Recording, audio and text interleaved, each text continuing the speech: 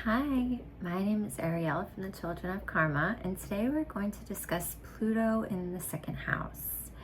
The second house is about our values, our possessions, how we earn and spend money. It's can be very tough when you have Pluto here, because Pluto is responsible for manipulation, corruption, deceitful, crazy people, crimes. Can be very difficult, and this aspect has a very strong survival instinct. It's you can place limitations on yourself as well. It's like you're always focused on your survival, and you may even have, for example, many authority figures who are misguiding you in a way to show you that you need to rely on yourself. Pluto in the second house can touch on the vocal cords, the throats. It's interesting. I had many people misguide me in very odd ways. I wasn't sure why, what intentions they had.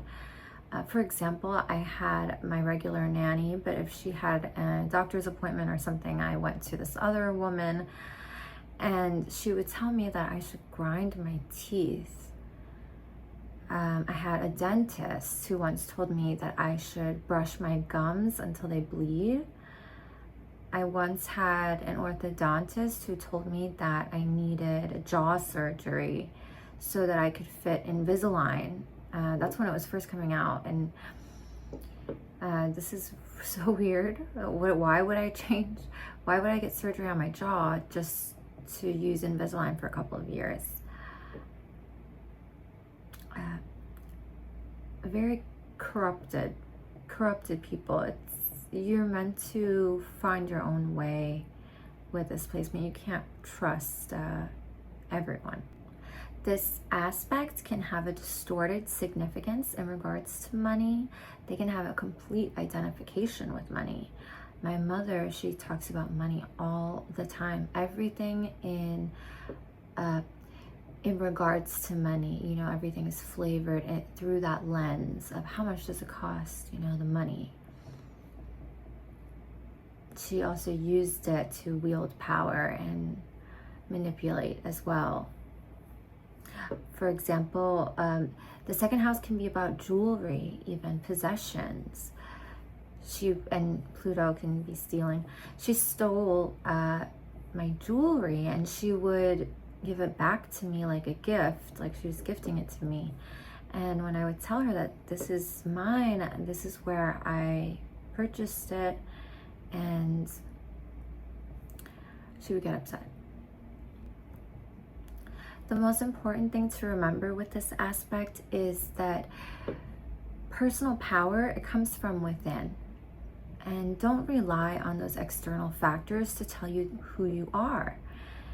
It can be difficult with close relationships, but in order to really experience the full potential of this aspect, you need to engage with others and have a shared effort with someone else, and in order to make your vision come to a reality.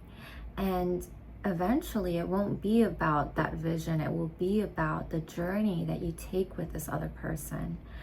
And this reminds me of my acupuncturist, who became a very good friend of mine throughout this recovery process.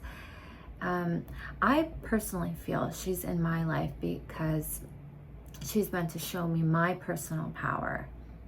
She has this presence about her. It's such a strong, powerful presence, a confidence in herself that I really admire. And I believe she's here to show me that I possess that power within as well. And how can I pull it out of myself? So I'm very grateful to have her in my life. And it's people like that that you will attract in order to show you about your personal power. These people are here to help you expand those limiting views that you have, and to face those fears that you have of stepping outside of that comfort zone, because you're worried that there's a risk to your survival if you step outside of that comfort zone. But once you do, you realize that those gifts of self-reliance that you've had, they're strengths. They're strengths here. And you can really rely on them. You can rely on yourself. So thank you for joining me for this video. And I hope to see you at thechildrenofkarma.com to engage in our ancestral pattern service, to unlock all of those ancestral patterns, the conditioning that we've been carrying from our ancestors. How can we work with it in better ways? And there's also the monthly transit service, following your North Node, where I show you your room of possibilities for success based on the bodies and aspects to your North Node, as well as synastry chart readings, regular natal chart readings, a fixed star and Arabic parts service, as well as a variety of coaching services. Once we find out that information, how do we process it and let it go? Thank you guys, and don't forget to like the video, please. Bye.